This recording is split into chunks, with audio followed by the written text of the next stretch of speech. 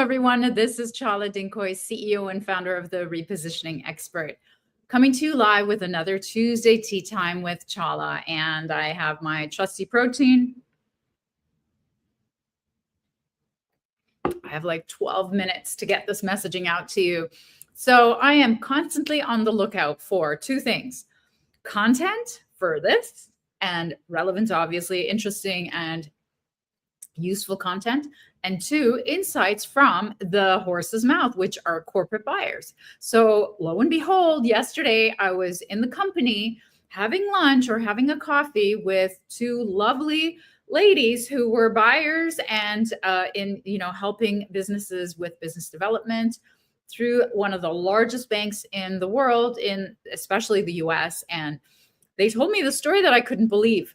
I could believe it, but I had to share it with you. I could believe it because it's happened to me when I was a corporate buyer of services and products. And it happened to me when, for the last 13, 14 years, I've been helping businesses to try to change their pitches. But so here's what happened. When an elderberry juice maker, whether they were a manufacturer or distributor, I'm not sure, kept approaching a bank to try to sell to them, and they kept pitching them, and they had never even done any of the work. So let me tell you how I see this happening, maybe at a lower level, but at least I see this all the time. I mean, I told you about the fact that one of the women business owners that I met at a recent conference that I went to was complaining about the fact that the buyer wouldn't help her. The buyer wouldn't help her. That's what she was worried about. So let me just explain why an elderberry juice maker keeps thinking it's a good thing to pitch to a bank.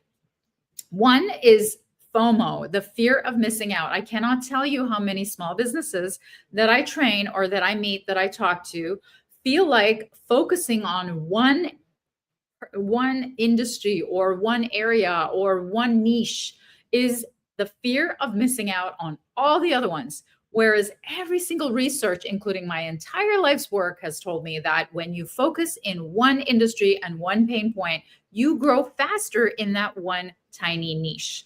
And if you do the work to pick the right one that their existing incumbent isn't serving, or is too large or too lazy to serve, then that's when you can hook your way in with a micro niche and sell them, upsell them, cross-sell them through the years after gaining their trust. Because that's the one thing that corporations and corporate buyers are looking for, is someone they can trust, that they won't lose face or their job with. So the FOMO, fear of missing out, is making an elderberry juice maker ask a bank where they could use them without having done any of the work that I'm going to tell you about. And I want you to take this as a metaphor for what you're doing wrong or you're missing out. Number two is the selfish marketing of thinking these guys can drink juice. I mean, these guys can drink elderberry juice. They're human beings. They have lips. They have stomachs. They can do it, right? Just because they're working at banks, they have lots of money. So they're always thinking about themselves. Like, they're thinking about, I have an amazing product. I have an amazing service. These people have a pulse. They can use it, right? But they're never thinking about their target and what the target wants. I mean, that's, in fact, I asked, the two ladies that I was having coffee with from the bank, I said, what did you guys say when an elderberry juice maker kept trying to pitch you? And, one of them, said outright, like, that's just not something we buy. And then the other one, she said she gets that kind of silly question all the time from different, companies and industries. And she has this standard question that she asks, do you know which categories we purchase? So, or, she puts it, very, very politely, obviously, but it's selfish. So I want you to stop thinking about what it is that you have. I want you to start thinking about what is it that they need? What is it that they need to do? What do they go to bed with every night? What is their KPIs, key performance indicators, based on? Like, think about them for a change. And then number three reason why a juice maker would try to pitch a bank, and metaphor for all of you trying to pitch to people that are not the right target for you, is you have either no knowledge, or you know about but are avoiding something that I teach called pain-based marketing and selling.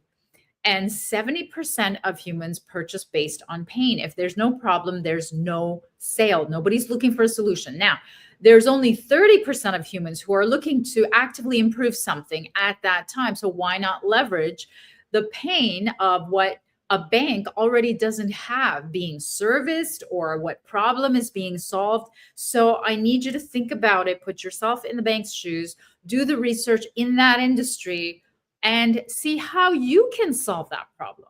Because if you don't think about it from their perspective and you don't do the research about their pain, and you think you can help them with that pain, but they don't buy it, or they don't, meaning they're not sold into that, theory that, let's say, elderberry juice makes you smarter, or it makes you happier, and there's a huge exodus of employees leaving because they're not happy, and you can make the link, through research or through testimonials or whatever it is, great. Then maybe there's a way that you can solve their problem, but it has to be believable and it has to be based on actual facts, not just a suggestion, right? Because these are like huge, huge corporations. Now, number 4 reason why an elderberry juice maker tries to keep pitching a bank, and why you might be pitching inappropriate targets, is also limited knowledge of corporate buying categories, or that industry's buying categories, or corporate buying cycles, or corporate buying teams. Like, what is it that they're looking for? Do financial institutions ever directly buy a juice, except maybe for an event or a meeting or something? So then would it make sense for you to go after, if they do have food events or gatherings or needs, would they be going through a tier 1 or a tier 2 company, or some sort of distributor that maybe you should be targeting, if that's the actual target that you need? So you have to figure out what their buying categories are if you're not in it. I know it sounds weird to say this, but why if an elderberry juice maker knew this, why else would they be pitching it, right, to a bank? So then number 5 reason why completely inappropriate services and products are pitched to completely inappropriate targets are, they haven't, the elderberry juice maker or distributor, they haven't done the proper consumer segmentation.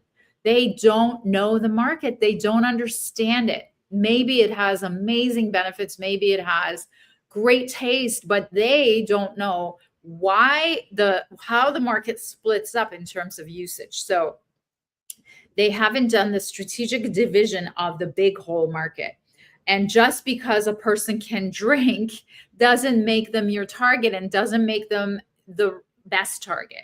So let me give you an example. When I worked for Bic Pens, when we did the usage and attitude and the whole segmentation research, what we found was the market was completely equally divided into 3s. One was the cheap moms, we call them. They would give away, their firstborn for $10 or 10 cents cheaper on a stick pen, right? They were looking for bargains. The next category, which was the segment of pen buyers, was pen users, actually, was people who stole it from work or from the hotel, or who would raid their cabinets at work. It was ridiculous. And then, it was an exact third. And the other third would kill you if you took their pen away from them, because they knew exactly what ink, they knew the brand, they knew, the delivery. Is it a gel? Is it a ballpoint? They would kill you for it, and they paid more, and they knew, they were so loyal.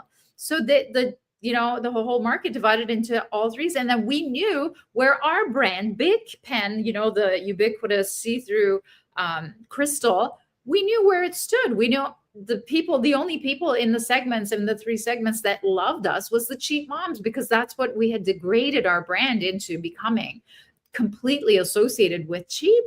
So then we changed our entire messaging and our entire targeting around getting to the loyalty. And what we discovered, the biggest issue was the ink, because the ink snobs, they didn't like us. So we completely changed our methodology of doing testing, on consumer testing on the Smooth Glide ink. We came up with an Easy Glide ink. So, and then that's what we put out to the people who would love us. and the entire category changed. Well, for the brand, it actually went up in many, many ways. I have to finish. I have like a call in 2 minutes. Oh my goodness, I'm getting carried away. Okay, so what should you do? You should do the segmentation that I'm talking about. Who drinks this? Why do they drink this? How do they congregate in different clumps of groups? And then you have to do a pain-based marketing message and a plan. So once you find who these people are, and remember, humans only self-gather in large numbers, either by their interests. So, are they a foodie? Are they a yoga mom? Whatever they are they crazy about hockey? So their interest or their industry. So if it's a B2B, you have to look at their industry. And then, so you might have some messaging like protect yourself this winter and put it in the AARP magazine, which is for the elderly or for the retired. And then you would have, for example, sampling at a high-end seniors residence if you had some health, benefits for seniors with elderberry juice. So these are the things that you should be doing in your marketing. So do not sell to pitch to or pitch to financial institutions if your segmentation and the pain point doesn't work for banks. They are not your target. So I know this is a little bit pedantic, like linear thinking, but I just want you to know that a lot of the businesses that I am meeting are making one or two of these mistakes, and they're really not sure about how to do it. That's why they're going up to buyers and saying, God, please help me. And you should be saying, how can I help you?